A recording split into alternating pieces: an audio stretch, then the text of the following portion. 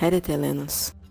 No 7º episódio da 5ª temporada sobre os heróis, traremos Édipo e Antígona, Radamantos, Minos e Eco. Édipo não era amplamente venerado, pois sua história estava marcada por tragédias familiares e infortúnios. No entanto, em alguns locais, ele recebeu honras heróicas após a morte, especialmente no contexto de ritos funerários e cultos aos mortos.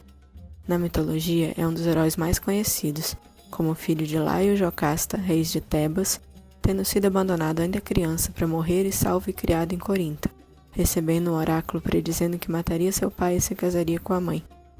Matou Laio sem saber que era seu pai, desvendou o enigma da esfinge, fez tornar-se rei de Tebas e casar com Jocasta sem saber que era sua mãe.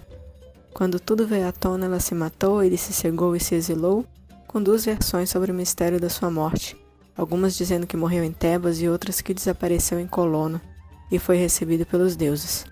O culto a Édipo dentro da veneração heróica dos mortos era praticado especialmente em Colono, perto de Atenas, e em Tebas.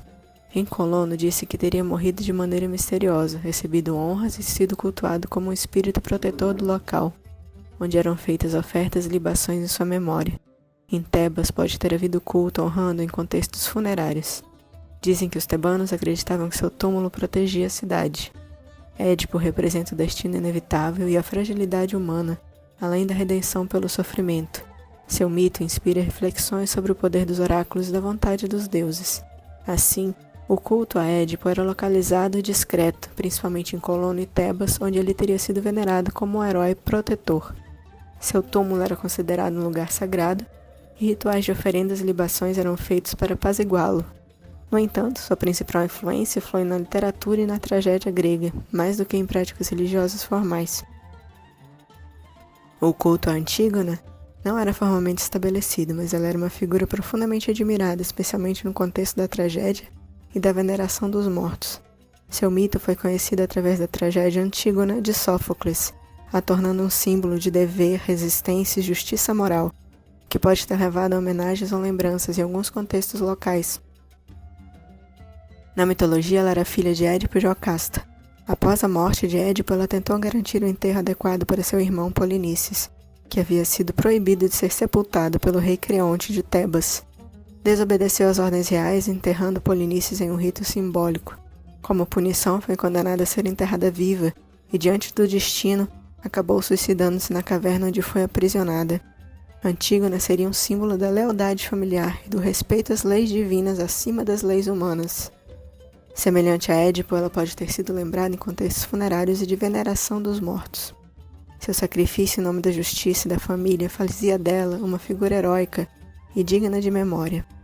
Não se encontrou registros de templos ou santuários dedicados a Antígona, mas sua memória poderia ter sido preservada em Tebas, em ritos de honra aos mortos e aos ancestrais. Antígona é um modelo de virtude e resistência moral, de obediência às leis divinas. Sua história era contada para exemplificar a importância do respeito aos mortos e da coragem em seguir princípios divinos mesmo diante da ameaça de morte. O culto a Radamantos, Minos e Eco na Grécia Antiga não era amplamente difundido como o de outros deuses e heróis, mas esses três reis míticos tinham uma importante associação com a justiça e o julgamento dos mortos no Hades. Eco foi o único a ter um culto heróico bem documentado, enquanto Radamantos e Minos eram mais reconhecidos no contexto das tradições religiosas e mitológicas relacionadas ao submundo. Na mitologia, Minos, Radamantos e Eco eram responsáveis por julgar as almas dos mortos, sendo Minos o juiz principal, responsável pelos casos mais difíceis e pela decisão final, Radamantos sendo associado à aplicação rigorosa das leis, e Eco o que guardava as chaves do submundo. A ideia desses juízes pode ter sido influenciada por crenças sobre o pós-vida, presentes nos mistérios eleusinos e órficos, que enfatizavam a purificação da alma e o julgamento moral após a morte. Radamantos era filho de Zeus e Europa, irmão de Minos e Sarpédon, e um dos governantes da antiga Creta. Era conhecido por sua retidão e por estabelecer um conjunto de leis justas, que influenciaram tanto Creta quanto a Grécia. Sua reputação como juiz do submundo pode tê-lo associado a tradições legais e funerárias. Em algumas versões, ele estava ligado a rituais de iniciação nos mistérios órficos, que ensinavam sobre o destino das almas após a morte. Minos foi o lendário rei de Creta, também filho de Zeus e Europa. Ele era famoso por sua ligação com o labirinto e o Minotauro, além de sua reputação de governante sábio. Após sua morte, tornou-se o juiz principal no Hades. Em Creta, Minos era venerado como um ancestral divino e legislador, mas não há evidências de templos dedicados a ele. Alguns autores sugerem que as tradições cretenses sobre leis e governança podem ter sido influenciadas pela figura de Minos. Como juiz dos mortos, ele pode ter sido mencionado em rituais funerários. Éaco foi rei da ilha de Egina, filho de Zeus e da ninfa Egina. Ele era conhecido por sua justiça e por ter sido um governante exemplar. Após a morte, foi nomeado juiz, e em algumas versões, guardião, das chaves do Hades. Egina tinha um culto heróico a Éaco, e ele era adorado como herói ancestral e protetor da ilha. Havia um santuário dedicado a ele, onde os habitantes faziam oferendas e sacrifícios. Éaco é invocado nas preces por justiça e na arbitragem de disputas.